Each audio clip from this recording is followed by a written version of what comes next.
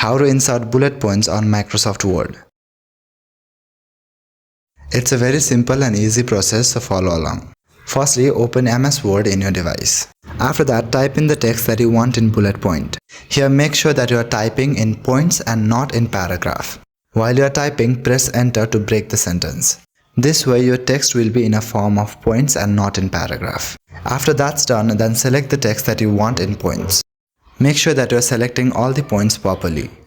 Then at the top panel, you will see various options under the section of paragraph. Here at the first, you can see there's a bullet point option. Click on it and your text will be in bullet form.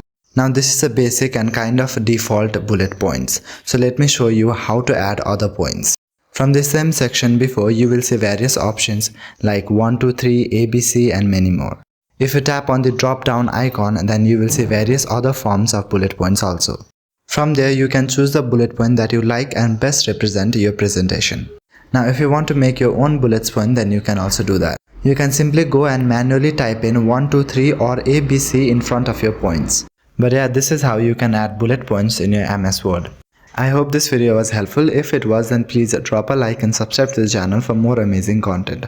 And that is it for this video. I will see you in the next one. Thank you.